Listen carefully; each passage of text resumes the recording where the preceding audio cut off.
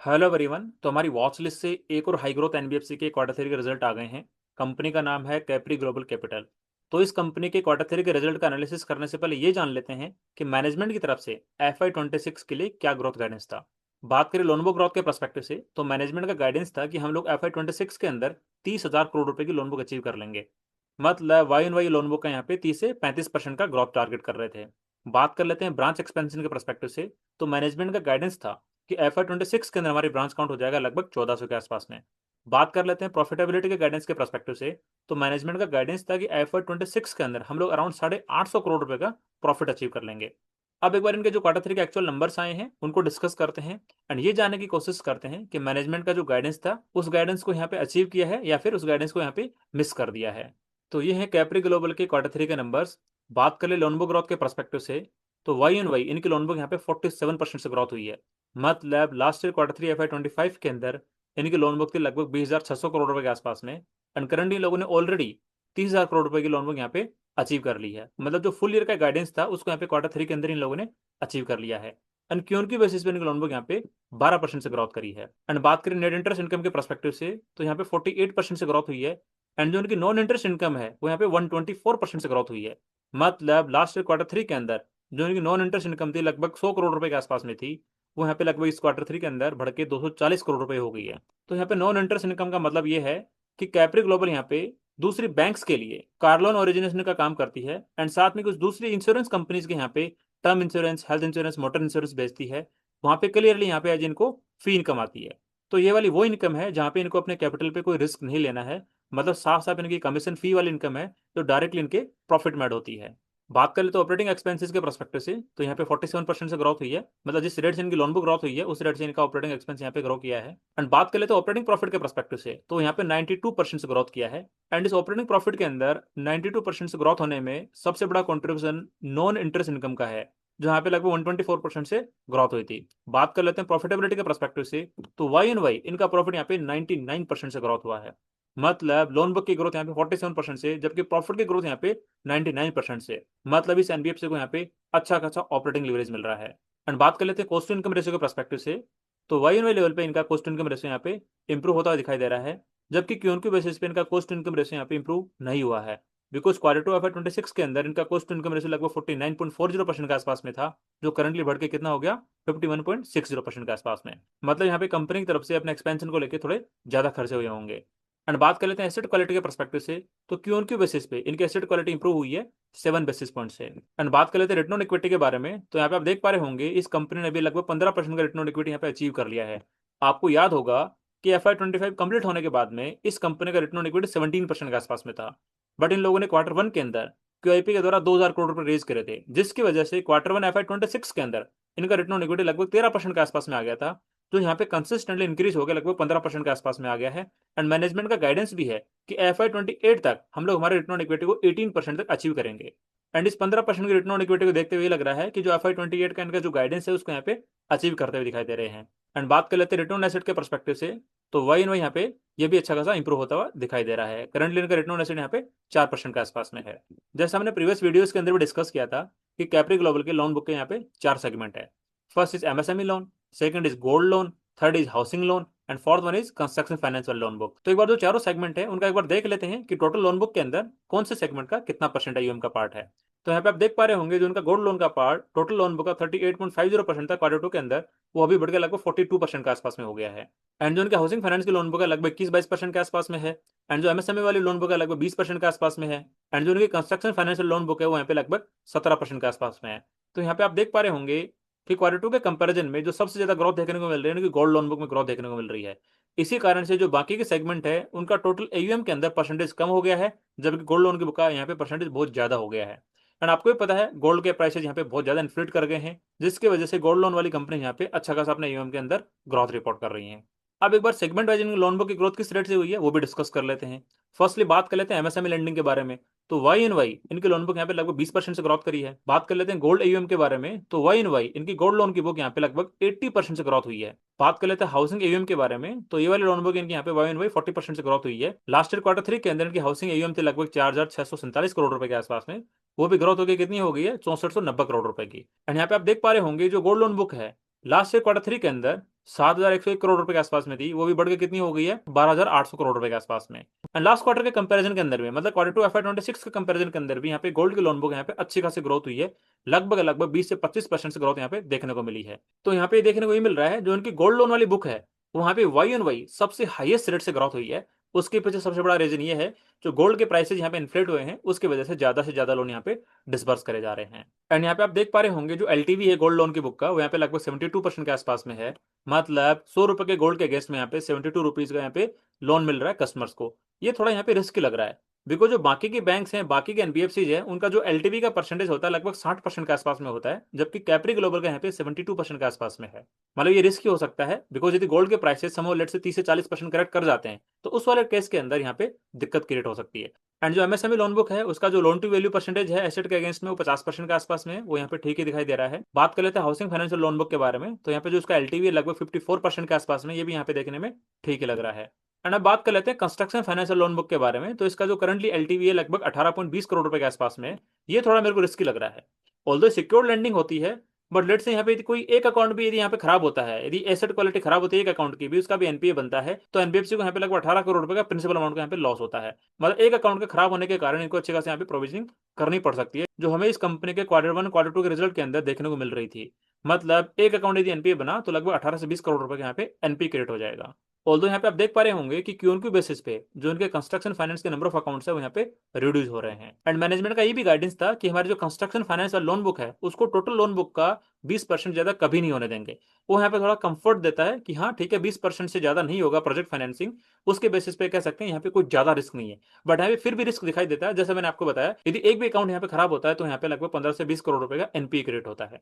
And ये वाला part इनका जो नॉन इंटरेस्ट इनकम है, लाइक दूसरी कंपनीज के लिए जो इंश्योरेंस ओरिजिनेशन का काम करते हैं, मतलब ये फी इनकम इनको मिलती है लाइक। एंड जैसे आप यहाँ पे देख पा रहे होंगे कि इस एनबीएफसी ने लगभग 9 लाइफ इंश्योरेंस कंपनी के साथ टाइप कर रखा है, एंड 7 जनरल इंश्योरेंस कंपनी के साथ टाइप कर रखा है, एंड 4 हेल्थ इंश्योरेंस कंपनीज के लिए साथ टाइप कर रखा है। मतलब इन सब इंश्योरेंस कंपनीज के लिए यहाँ पे हेल्थ इंश्योरेंस के ओरिजिनेशन का काम करती है, जिसके कारण इस एनबीएफसी को यहाँ पे एक फी इनकम मिलती है, कमीशन इनकम मिलती है, जो डायरेक्ट इनके प्रॉफिट में ऐड होती है। एंड इसी तरह से ये वाली एनबीएफसी बहुत सारे बैंक्स के लिए कार लोन ओरिजिनेशन का काम करती है एंड बहुत सारे बैंक से इनका टाइप है, तो इस वाले सेगमेंट के अंदर भी इनको अच्छा खासा एक फी इनकम मिल जाता है जो डायरेक्टली इनके प्रॉफिट के अंदर ऐड होता है। एंड बात कर लेते हैं इनके ब्रांच नेटवर्क के बारे में, तो करंटली क्वार्टर 3 FY26 के बाद में इनकी टोटल ब्रांच काउंट हो गया 1331 ब्रांचेस। एंड मैनेजमेंट का गाइडेंस था कि FY26 कंप्लीट होने तक इनकी लगभग 1400 ब्रांचेज हो जाएगी। एंड बात करें वाई पर्सपेक्टिव से तो इनकी ब्रांच के अंदर यहाँ पे लगभग 20% से ज्यादा की ग्रोथ रेट देखने को मिल रही है। तो इसके बेसिस पे ये लग रहा है जो इनके मैनेजमेंट का ग्रोथ गाइडेंस था कि ब्रांच काउंट हमारा लगभग 1400 के आसपास हो जाएगा FY26 कंप्लीट होने तक, वो यहाँ पे लगभग अचीव करता हुआ दिखाई दे रहा है। अब एक बार डिस्कस करते हैं कि वर्टिकल वाइज इनके लोन पे क्या यील्ड होती है। तो फर्स्टली बात करते हैं एमएसएमई लेंडिंग के बारे में, तो करंटली इस वर्टिकल के अंदर लोन पे यील्ड लगभग 16.80% के आसपास में है, and Q on Q basis पे यहाँ पे 40 बेसिस पॉइंट से यहाँ पे इंप्रूवमेंट हुआ है। बात कर लेते हैं हाउसिंग फाइनेंस के पर्सपेक्टिव से, तो करंटली इस बैंक का जो लोन पे यील्ड है 13.20% है, जबकि क्यूएनक्यू बेसिस पे यहाँ पे 10 बेसिस पॉइंट का यहाँ पे रिडक्शन हुआ है। बात कर लेते हैं कंस्ट्रक्शन फाइनेंस वाले पर्सपेक्टिव से, तो क्यूएनक्यू बेसिस पे यहाँ पे 30 बेसिस पॉइंट से इनके लोन पे यील्ड इंक्रीज हुई है। एंड करंटली जो इनके लोन पे यील्ड का परसेंटेज है कंस्ट्रक्शन फाइनेंस वाले सेगमेंट के लिए वो 17.60% के आसपास में है। बात कर लेते हैं गोल्ड लोन के पर्सपेक्टिव से, तो यहाँ पे आप देख पा रहे होंगे कि लास्ट ईयर तक ये वाली एनबीएफसी गोल्ड लोन पे 19 से 20% का यील्ड चार्ज करते थे, बट करंटली वो रिड्यूस होकर कितना हो गया 17.80% के आसपास में हो गया है। And Q on Q basis पे भी यहाँ पे लगभग 80 बेसिस पॉइंट से लोन पे यहाँ पे रिड्यूस होते नजर आई है। मतलब जो इनके लोन बुक का सबसे बड़ा पार्ट है, लगभग गोल्ड लोन इनका 40 से 42% का पार्ट है, उसके अंदर जो उनकी क्यू ऑन क्यू बेसिस पे लोन पे यील्ड है यहाँ पे रिड्यूस होती नजर आती है। ऑल्दो आपने देखा होगा जो बाकी की सिक्योर लैंडिंग करने वाले एनबीएफसी हैं वो गोल्ड लोन पे यहाँ पे लगभग 16 से 18% के आसपास में चार्ज करती है, तो उन्हीं के आसपास में यहाँ पे कैप्री ग्लोबल का जो गोल्ड लोन का सेगमेंट है उसकी लोन पे यील्ड दिखाई दे रही है। अब एक बार ओवरऑल यील्ड की बात कर लेते हैं, तो उनकी जो टोटल लोन बुक है उस पर करंटली यील्ड चल रही है 16.40% के आसपास में, क्यों उनकी बेसिस पे वाली यील्ड यहाँ पे 10 बेसिस पॉइंट से रिड्यूस हुई है। तो ये कह सकते हैं कि जो आरबीआई ने रेपो रेट कट किया है उसका कुछ परसेंटेज यहाँ पे कस्टमर्स को पास ऑन किया गया है, जिसके कारण यहाँ पे लोन पे यील्ड यहाँ पे घटती हुई दिखाई दे रही है। बात कर लेते हैं कॉस्ट ऑफ बोरोविंग के पर्सपेक्टिव से, तो यहाँ पे जो इनकी कॉस्ट ऑफ बोरोविंग है वो क्यू बेसिस पे यहाँ पे 20 बेसिस पॉइंट से इंप्रूव हुई है। मतलब अभी करंटली इनका कॉस्ट ऑफ बोरोविंग 9.40% के आसपास में है। एंड मैनेजमेंट का ये कहना है कि हमारा जो कॉस्ट ऑफ बोरोविंग है यहाँ पे थोड़ा और इंप्रूवमेंट होगा, मतलब 20 से 30 बेसिस पॉइंट का और इंप्रूवमेंट यहाँ पे दिखाई पड़ सकता है। बिकॉज जैसे आप लोगों को पता होगा कि क्वार्टर 1 के अंदर इस एनबीएफसी ने यहाँ पे 2000 करोड़ रुपए का क्यूआईपी के थ्रू रेज किए थे, एंड साथ में इस एनबीएफसी का रेटिंग अपग्रेड हुआ था, जिसके बेसिस पे इस वाले एनबीएफसी को यहाँ पे कॉस्ट ऑफ बोरोविंग के अंदर 20 से 30 बेसिस पॉइंट का और फायदा मिल सकता है। एंड बात कर लेते हैं स्प्रेड के पर्सपेक्टिव से, तो यहाँ पे देख पा रहे होंगे कि इनका क्यू बेसिस पे स्प्रेड यहाँ पे इंक्रीज हुआ है। मतलब करंटली इनका लोन बुक पे जो स्प्रेड है 7% के आसपास में है, एंड जो मैनेजमेंट का गाइडेंस है कि लोन बुक पे हमारा लगभग 7.20% का स्प्रेड रहेगा। तो लग रहा है अपकमिंग क्वार्टर्स के अंदर जैसे इनका कॉस्ट ऑफ बोरोइंग इंप्रूव हो जाएगा, उसके बाद में लोग इजीली जो इनका स्प्रेड का गाइडेंस है 7.20% का, उसको इजीली अचीव कर लेंगे। बात कर लेते हैं रिटर्न रेशियोज के बारे में। तो यहाँ पे आप देख पा रहे होंगे जो उनका रिटर्न ऑन एसेट का ट्रेंड है, लास्ट के क्वार्टर 3 के अंदर 2.80% था रिटर्न ऑन एसेट, एंड वो कंसिस्टेंटली इंप्रूव होते होते करंटली इनका जो रिटर्न ऑन एसेट है 4% के आसपास में है। बात कर लेते हैं रिटर्न ऑन इक्विटी के ट्रेंड के बारे में। तो जैसे हमने डिस्कस किया कि क्वार्टर 4 तक मतलब FY25 कंप्लीट होने तक इनका रिटर्न ऑन इक्विटी 17% के आसपास में था, एंड QIP के द्वारा 2000 करोड़ रुपए रेज करने के बाद में इनका जो रिटर्न ऑन इक्विटी है वो डाउन आ गया 13% तक। बट कंसिस्टेंटली उसको लास्ट के 2-3 क्वार्टर से यहाँ पे इंप्रूव किया गया है, एंड करंटली जो उनका रिटर्न ऑन इक्विटी है 15% के आसपास में है। एंड जो मैनेजमेंट का गाइडेंस है कि FY28 तक हमारा रिटर्न ऑन इक्विटी यहाँ पे 18% के आसपास तक आ जाएगा। होपफुली ये लग रहा है कि उस वाले गाइडेंस को यहाँ पे कंपनी अचीव कर लेगी। अब एक बार इस एनबीएफसी की जो एसेट क्वालिटी है सेगमेंट वाइज डिटेल में डिस्कस कर लेते हैं। तो यहाँ पे आप देख पा रहे होंगे कि एमएसएमई लेंडिंग के अंदर इनकी एसेट क्वालिटी क्यून की बेसिस पे स्टेबल दिखाई दे रही है। बात कर लेते हैं हाउसिंग फाइनेंस वाले सेगमेंट के अंदर, तो क्यून की बेसिस पे इनके ग्रोस एनपी यहाँ पे इंप्रूव होते हुए दिखाई दे रहे हैं 10 बेसिस पॉइंट से। बात कर लेते हैं गोल्ड लोन के पर्सपेक्टिव से, तो क्यून की बेसिस पे यहाँ पे भी इनके ग्रोस एनपी 10 बेसिस पॉइंट से इंप्रूव होते हुए दिखाई दे रहे हैं। एंड बात कर लेते हैं कंस्ट्रक्शन फाइनेंस के पर्सपेक्टिव से, तो इस वाले सेगमेंट के अंदर भी इनके जो ग्रोस एनपी क्यून की बेसिस पे लगभग 20 बेसिस पॉइंट से इंप्रूवमेंट होते हुए दिखाई दे रहे हैं। मतलब सभी सेगमेंट के अंदर या तो इनकी एसेट क्वालिटी स्टेबल है या फिर क्यून की बेसिस पे यहाँ पे इंप्रूव होते हुए दिखाई दे रही है। तो किसी भी लेंडर के लिए, किसी भी एनबीएफसी या बैंक के लिए सबसे इंपॉर्टेंट क्राइटेरिया होता है कि उसकी एसेट क्वालिटी क्यून की बेसिस पे यहाँ पे इंप्रूवमेंट फेज के अंदर होनी चाहिए या फिर एटलीस्ट स्टेबल होनी चाहिए। तो उस वाले क्राइटेरिया के अंदर ये वाले एनबीएफसी यहाँ पे अच्छे से परफॉर्म करते हुए नजर आ रही है। मतलब एज ऑन डेट इस वाले एनबीएफसी के एसेट क्वालिटी में ऐसे कोई दिक्कत नहीं दिखाई दे रही है। तो ये हमने डिस्कस करे कैप्री ग्लोबल के क्वार्टर 3 के नंबर्स। अब एक बार नंबर्स को थोड़ा समराइज कर लेते हैं। फर्स्टली बात कर लेते हैं लोन बुक ग्रोथ के पर्सपेक्टिव से। तो इनकी लोन बुक अराउंड 47% से ग्रोथ हुई है वाई पर्सपेक्टिव से, जबकि इनका गाइडेंस था 30% से लोन बुक को ग्रोथ करने का।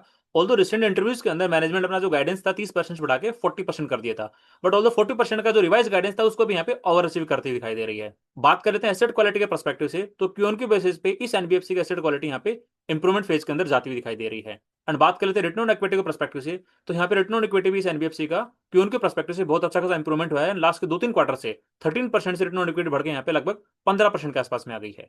तो इन सब ये कह सकते हैं कि मैनेजमेंट का जो गाइडेंस था उसको यहाँ पे ये वाली एनबीएफसी ओवर अचीव करते हुए दिखाई दे रही है। अब एक बार इस एनबीएफसी को अपॉर्चुनिटी के पर्सपेक्टिव से डिस्कस कर लेते हैं, बट उसके लिए एक बार हमें इस एनबीएफसी को बाकी के एनबीएफसी से कंपेयर करना पड़ेगा।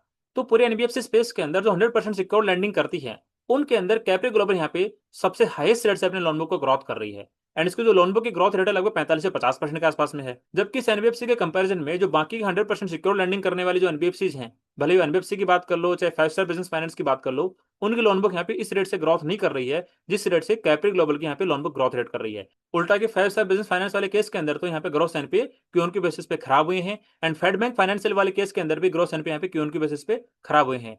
बट हाँ ये कह सकते हैं कि एसबीएफसी फाइनेंस वाले केस के अंदर यहाँ पे ग्रोस एनपी क्यों उनकी बेसिस पे खराब नहीं हुए हैं, बट इसकी लोन बुक यहाँ पे लगभग 25 से 30% ग्रोथ करती है। मतलब पूरे एनबीएफसी स्पेस के अंदर जो 100% सिक्योर लैंडिंग करती है उसके अंदर कैप्री ग्लोबल यहाँ पे सबसे हाईएस्ट रेट से अपने लोन बुक को ग्रोथ करा रही है। एंड बात कर लेते हैं रिटर्न ऑन इक्विटी के पर्सपेक्टिव से, तो कैप्री ग्लोबल का रिटर्न ऑन इक्विटी यहाँ पे कंसिस्टेंटली क्यों उनकी बेसिस पे इंप्रूव होता हुआ दिखाई दे रहा है। एंड बात कर लेते हैं स्टॉक के वैल्यूएशन के पर्सपेक्टिव से, तो यहाँ पे आप देख पा रहे होंगे कि कैप्री ग्लोबल का स्टॉक यहाँ पे 2.5 से 2.6 के price to book ratio trade कर रहा है। मतलब एक ऐसी एनबीएफसी जिसकी एसेट क्वालिटी क्यों की बेसिस पे इंप्रूव हो रही है, एंड साथ में इसकी लोन बुक अराउंड 40-45% से ग्रोथ हो रही है, एंड उसका स्टॉक यहाँ पे लगभग 2.5 के प्राइस टू बुक रेशियो पे ट्रेड कर रहा है। मतलब इसका स्टॉक तो यहाँ पे बहुत ही अट्रैक्टिव वैल्यूएशन पे ट्रेड कर रहा है। एंड बात करें फ्यूचर ग्रोथ एक्सपेंशन के बारे में, तो मैनेजमेंट का जो गाइडेंस था कि FY28 तक 50,000 करोड़ की लोन बुक को अचीव करने का, उस गाइडेंस को बढ़ा के यहाँ पे 55,000 करोड़ की लोन बुक का कर दिया गया है। मतलब नेक्स्ट 2 ईयर्स के लिए इस एनबीएफसी का जो लोन बुक का ग्रोथ गाइडेंस है यहाँ पे लगभग 35% के आसपास में है। तो फ्यूचर ग्रोथ के पर्सपेक्टिव से भी कह सकते हैं कि ये वाली एनबीएफसी यहाँ पे लगभग कंसिस्टेंटली 35% के आसपास में अपने लोन बुक को ग्रोथ कराती रहेगी। तो इन सारे पैरामीटर के अकॉर्डिंग 100% सिक्योर लैंडिंग करने वाले स्पेस के अंदर कैप्री ग्लोबल यहाँ पे मेरे को नंबर 1 पे दिखाई देती है। ये जस्ट मैंने मेरा पर्सपेक्टिव शेयर किया है, ये मेरी तरफ से कोई स्टॉक रिकमेंडेशन नहीं है। आप लोग अपनी खुद की रिसर्च करना, खुद का एनालिसिस करना, एंड जो आपके इन्वेस्टमेंट एडवाइजर हैं उनसे डिस्कस करके ही डिसाइड करना कि आपको इस स्टॉक के अंदर इन्वेस्टमेंट करना है या फिर नहीं करना है। एंड यदि आपका कोई डिफरेंट ओपिनियन या फिर क्वेरी है तो कमेंट सेक्शन में पूछना बिल्कुल मत भूलना। एंड यदि ये वीडियो आपको पसंद आया है तो लाइक जरूर करना, एंड चैनल को सब्सक्राइब करना बिल्कुल मत भूलना।